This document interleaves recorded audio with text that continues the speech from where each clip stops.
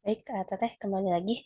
Tadi soal yang ini sempat terskip lagi ya karena waktu. Kita akan lanjutkan dimulai dari soal yang ini ya. Dalam sebuah pembangunan sebuah monumen peringatan, kontraktor menggunakan bata ringan berbentuk balok untuk menyusun bagian dalam monumen.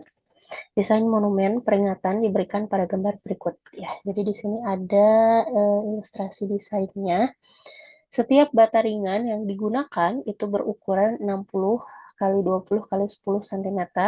Susunan bata ringan pada monumen itu tersebut dianggap susun rapat tanpa celah ya. Jadi susunannya itu bukan hanya dindingnya saja, tapi eh, padat gitu ya, padat sampai ke dalamnya dan rapat tanpa ada celah sedikit pun ya. Nah, yang ditanyakan adalah berapakah jumlah minimal bata ringan yang diperlukan untuk membangun monumen tersebut ya, karena ini itu berkaitan dengan kepadatan ya. Jadi kita akan berbicara terkait dengan volume di sini ya. Jadi ada apa namanya? Volume monumen ini ya yang disusun itu dari bata ringan. Jadi disusunnya itu bukan hanya dindingnya saja, tapi padat sampai ke dalamnya gitu ya. Maka itu kenapa kita di sini berbicaranya terkait dengan volume ya. Jadi yang harus dilakukan pertama adalah kita mencari volume dari eh, monumennya dulu ya. Ini kan ada ukuran monumennya ya. Dan monumennya itu terdiri dari eh, dua bentuk bangun ruang ya, yang sebagai bagian bawahnya ini adalah balok ya dengan ukuran panjang 6, lebar 6, tinggi 5 ya. Kemudian di atasnya itu adalah limas, limas dengan alas segi 4 gitu ya. Maka kita akan hitung terlebih dahulu ya untuk volume eh, monumennya. Setelah itu volume satu bata ringannya itu berapa, nanti tinggal dibagi gitu ya untuk mendapatkan berapakah jumlah minimal bata ringan yang diperlukan untuk membangun monumen tersebut ya. Kita akan coba kerjakan di slide yang kosong ya supaya leluasa. Kita akan coba hitung terlebih dahulu ya. Tadi adalah volume dari monumennya. Volume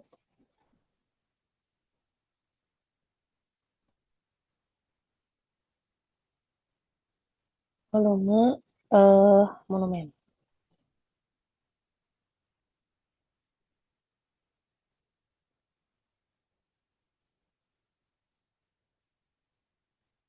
Volume M aja deh. Itu merupakan gabungan dari balok ya. Balok berarti volume balok,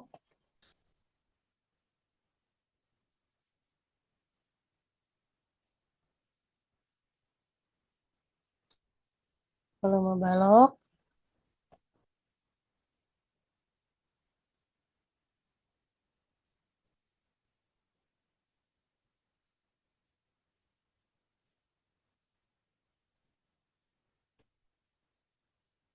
ditambah dengan volume limas.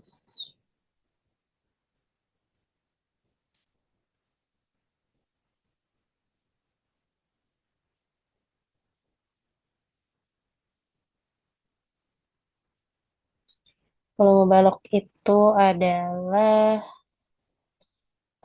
tadi ya panjang kali lebar kali tinggi, ukuran panjangnya 6, lebarnya 6, tingginya 5 ya. Ditambah dengan volume limas. Volume limas itu 1/3 dikali alas. Alasnya sama ya, 6 kali 6. Dan tinggi dari limasnya itu 3. Ya, ini boleh dibagi aja langsung. 6 kali 6, 36. 36 kali 5, 180. Ya, ditambah dengan 36. Jadi, eh, total ya, volume monumen tersebut adalah 216 meter pangkat 3 ya. Kita balik lagi sebentar. Nah, ini tadi ya volume balok. Balok itu yang bagian sini ya. Ini balok itu 6 kali 6 kali 5 ya. Kemudian limas itu bagian atasnya 1/3 kali luas alas karena alasnya sama dengan balok jadi 6 kali 6 dikali tinggi limasnya 3 ya. Nah, ini volume untuk satu monumen. Nah, sekarang dia itu disusun dari bata ringan ya, bata ringan yang volumenya adalah 60 kali 20 kali 10 ya karena bentuknya balok.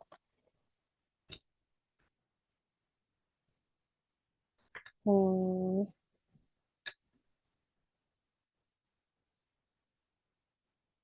nih ya, sekarang kita hitung untuk volume batanya.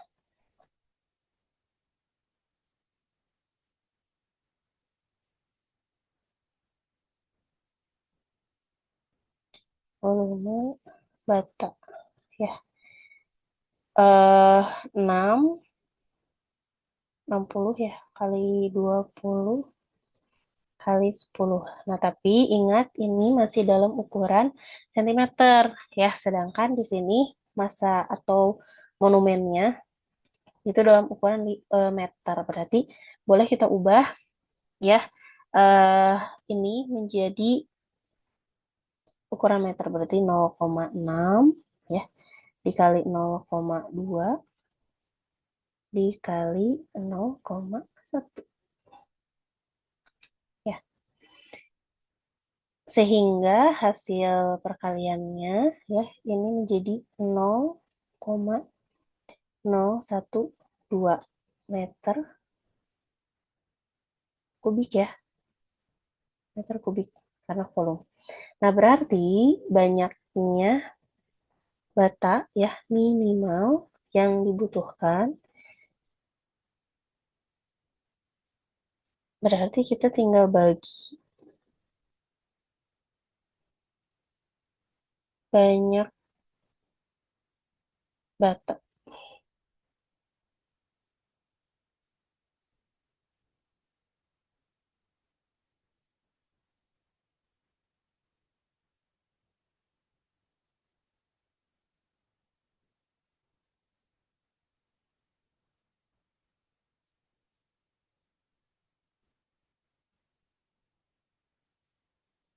Itu berarti volume monumen dibagi dengan volume satu bata ya, yaitu 216 dibagi 0,012 ya. Untuk bagaimana cara supaya lebih mudah menghitungnya ya. Sebetulnya karena bawahnya desimal ya, boleh dikali dengan 1000 berarti atasnya ditambah 0,3 ya, yang bawahnya jadi 12.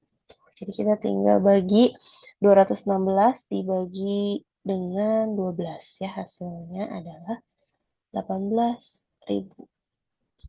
Ya, jadi eh, banyaknya bata minimal ya yang diperlukan untuk membuat monumen tersebut enak adalah 18.000 ya. Jadi jawabannya yang B gitu.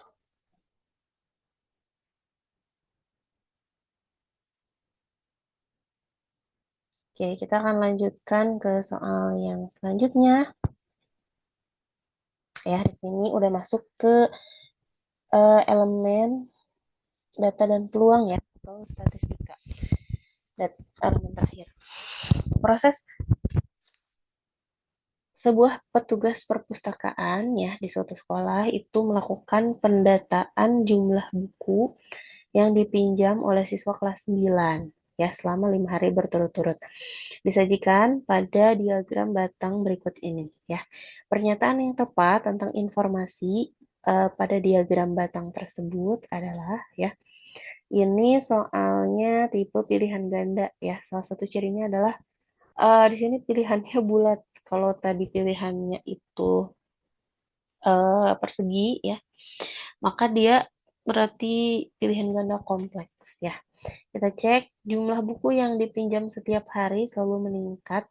Itu jelas salah ya, karena pada hari Kamis dan Jumat itu justru mengalami penurunan ya. Jumlah peminjaman buku pada Kamis ya itu lebih sedikit daripada hari Selasa. Kalau dilihat dari diagramnya itu Kamis justru lebih apa namanya? Lebih banyak ya daripada yang Selasa. Jadi salah. Selisih jumlah peminjam buku antara Senin dan Jumat itu lebih dari 10 buku. Ya, atau teh perhatikan Senin dan Jumat ya di sini kalau pada diagram batang ya itu terlihat agak rancu ya datanya. Kenapa? Karena dia tidak ada eh, garis atau titik yang menunjukkan bahwa dia itu tepatnya berapa sih datanya gitu ya. Nah, kalau dilihat juga yang Senin itu kan nggak nyampe ke 50 ya. Kalau secara penglihatan mata itu yang Senin nggak nyampe ke 50, tapi yang Jumat ya itu sepertinya sampai ke 40 gitu ya. Jadi kalau selisihnya lebih dari 10 kayaknya salah karena yang Seninnya aja nggak nyampe ke 50 gitu. Jadi pasti kurang dari 10 buku ya. Maka dari itu jawaban yang pastinya itu ada di opsi 4. Hari dengan jumlah peminjam buku terbanyak adalah Rabu. Betul ya. Karena ini jelas terlihat diagram batangnya itu yang paling uh, tinggi. Artinya yang paling banyak pengunjungnya. Ya, begitu. Oke, kita lanjut ke soal berikutnya. Ya, sebuah koperasi ingin mengevaluasi ya penjualan alat tulis selama 5 bulan terakhir. Nah, kalau ini diagram garis itu lebih yakin datanya karena ada angkanya di setiap titik gitu ya. Kalau tadi kan agak rancu ya. Berikut disajikan data pengunjung koperasi selama 5 bulan ya dengan data persentase alat tulis yang terjual. Jadi sini ada persentasenya. Berdasarkan kedua data tersebut, tentukan manakah pernyataan yang benar untuk setiap pernyataan berikut. Ya, nah ini tipe soalnya pilihan ganda kompleks. Peningkatan jumlah pengunjung paling signifikan atau terbesar itu terjadi pada periode April ke Mei. Ya, dilihat April ke Mei ya dari 135 ke 160. Apakah jumlah peningkatannya paling besar? Ya, jawabannya betul ya, karena di antara bulan yang lain, nih dari Januari ke Februari 20, dari Februari ke Maret 10, ya, dari Maret ke April mah turun, dari April ke Mei itu peningkatannya 25, jadi dia paling besar, ya, betul.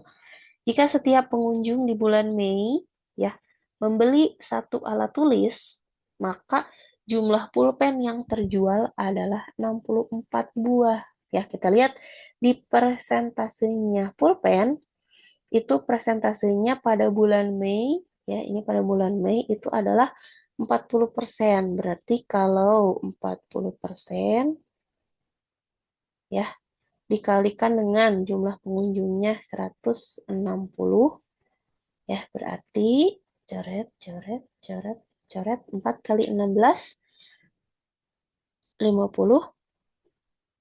64 ya. Tuh ya, betul, 64. Ya, maka pernyataan ini juga benar. Ya. Berdasarkan tren pada diagram garis, jumlah pengunjung koperasi selalu mengalami kenaikan. Tidak ya, karena dari Maret ke April dia turun. Pada bulan Mei, jumlah buku tulis yang terjual adalah 50. Berarti kita cek presentasinya adalah 30%. Buku tulis itu 30%. Ya, eh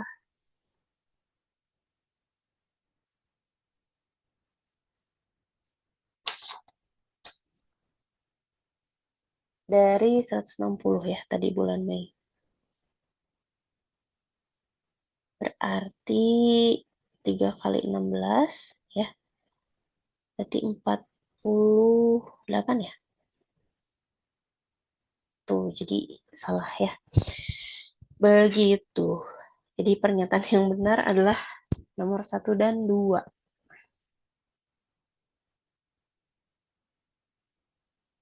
Oke, kita lanjut ke soal yang selanjutnya. Eh, maaf.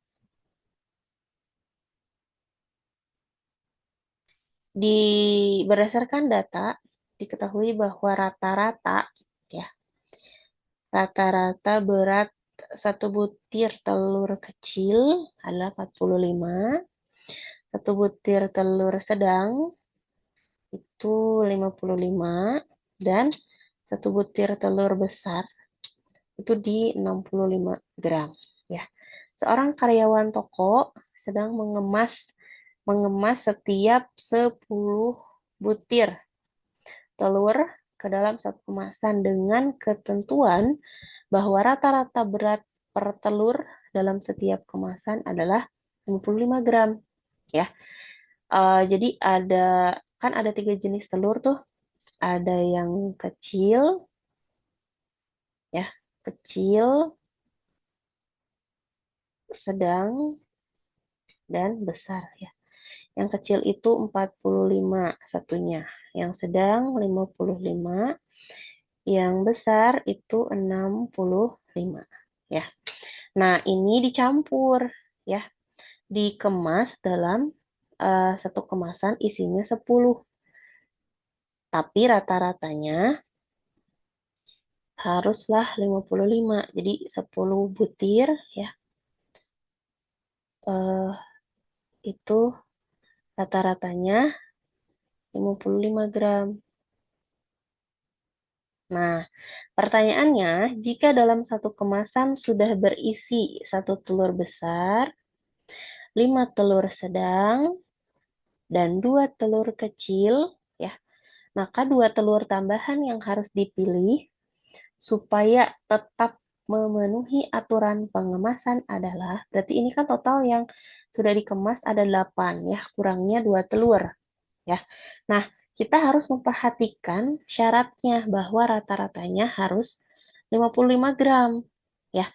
Kalau yang sedang itu sudah 55 gram beratnya, berarti dia aman. Ya. Nah, sekarang masalahnya ada pada yang kecil dan ada pada yang besar. Ya. ATT berat satu telur yang kecil itu 45. Ya. Sedangkan berat satu telur yang besar itu 65. Berarti mereka saling eh, tumpang tindih antara rata-ratanya. Ya, rata-ratanya kan 55. Otomatis kalau misalkan telur kecil dan telur besar itu kalau digabung ya, beratnya itu 65 ditambah 45. Berarti berapa? 110 ya. 110 itu setara dengan 2 telur sedang ya. Jadi kalau misalkan kita mau rata-ratanya itu 55 gram, maka telur kecil dan telur besar itu haruslah selalu sama jumlahnya supaya sama juga rata-ratanya yaitu 55 ya. Nah, di sini ya yang sudah dikemas, telur kecil itu 2, telur besar itu 1. Berarti kita butuh tambahan telur besar 1. Supaya apa? Supaya sama dengan yang kecil. Jadi seimbang. rata-ratanya 55 gitu ya. Jadi tambahan yang selanjutnya berarti jangan tambah yang kecil, jangan tambah yang besar karena udah seimbang. Berarti tambahlah yang sedang satu ya, supaya sama beratnya yaitu 55 gitu rata-ratanya ya. Jadi tambahannya adalah satu telur besar dan satu telur sedang ya. Supaya rata-ratanya 55 gram. Oke, kita lanjut ke soal berikutnya ya. Untuk menjaga dan meningkatkan kualitas produksi, tim bagian quality control memeriksa kualitas lampu yang diproduksi pada suatu waktu. Berdasarkan pemeriksaan yang dilakukan, diperoleh data sebagai berikut.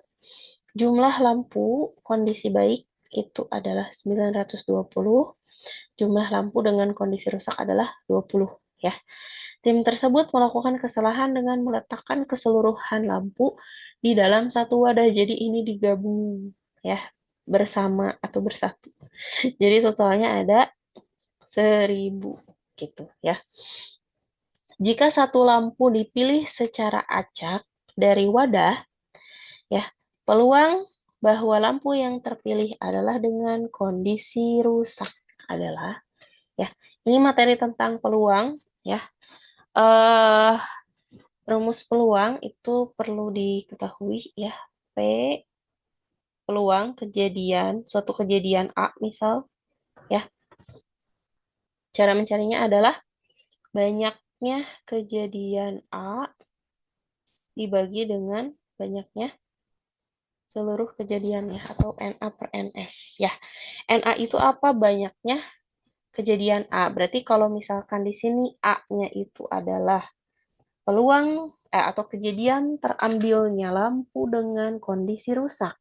Nah, berarti banyaknya lampu dengan kondisi rusak, berarti kan 20 ya, NA-nya 20. NS-nya keseluruhannya dalam satu wadah itu ada 1000 gitu. Jadi peluangnya adalah 2/100 atau kalau disederhanakan lagi jadi 1/50 ya. Jadi jawabannya yang A gitu.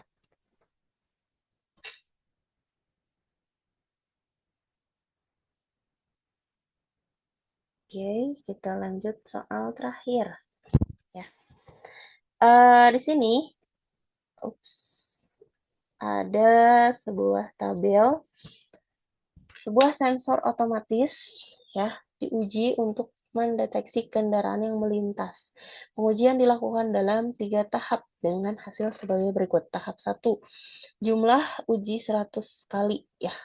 Sensor berhasil 91, sensor gagal 9 ya. Dan lain-lain. Data tersebut digunakan untuk memperkirakan peluang kegagalan sensor pada satu kali deteksi berikutnya. Berdasarkan hasil pengujian sensor pada tabel, manakah pernyataan benar terkait dengan pengujian sensor tersebut? Ya, kita akan jumlahkan terlebih dahulu datanya karena di sini yang ditanyakan adalah frekuensi relatif ya atau peluang kegagalan. Kalau dijumlahkan ya seluruh uji coba ini berarti totalnya ada 500 ya.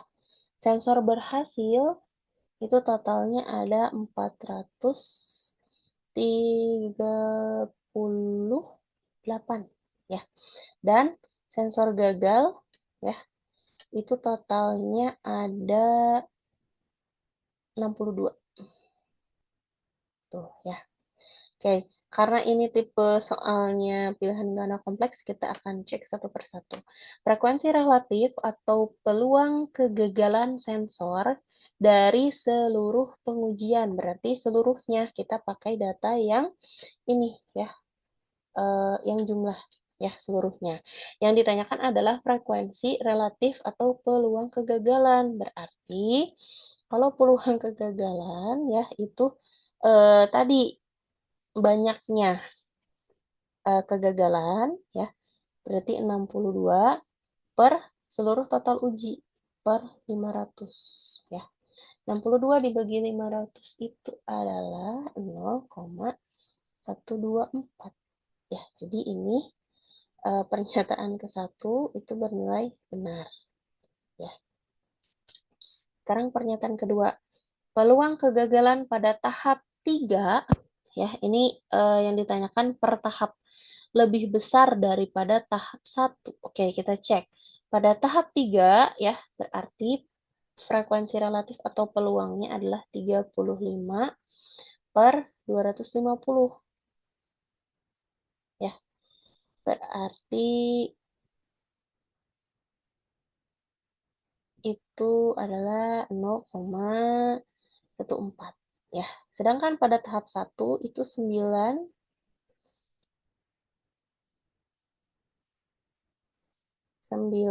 per 100. Ya, 9 per 100. Jadi 0,09. Ya, maka yang tahap 3 itu lebih besar daripada tahap 1, betul ya.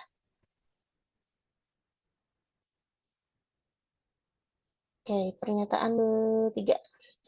Jika dilakukan 1.000 pengujian tambahan, ya, frekuensi harapan sensor tersebut akan gagal adalah sebanyak 124 kali. Nah, di sini bedanya frekuensi relatif, ya. Kalau frekuensi relatif itu sama dengan peluang kejadian. Jadi tadi pakai rumus yang PA, ya. PA itu NA per NS, jadi banyaknya kejadian dibagi dengan banyaknya jumlah seluruh percobaan gitu ya. Nah, kalau frekuensi harapan ya itu rumusnya ya bagi yang lupa itu FH biasanya. Itu adalah FH itu P peluang kejadian A ya dikali eh, total percobaan ya kali dengan bentar,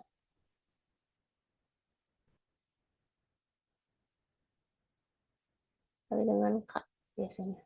Ya.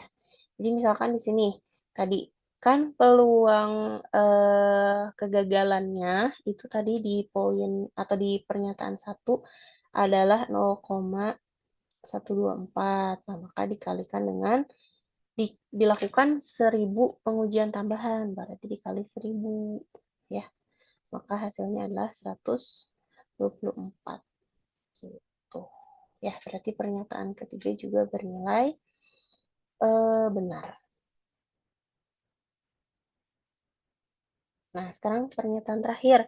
Peluang sensor berhasil pada 1 kali deteksi berikutnya ya adalah 0,91. Nah, berarti ini mah yang berhasil ya.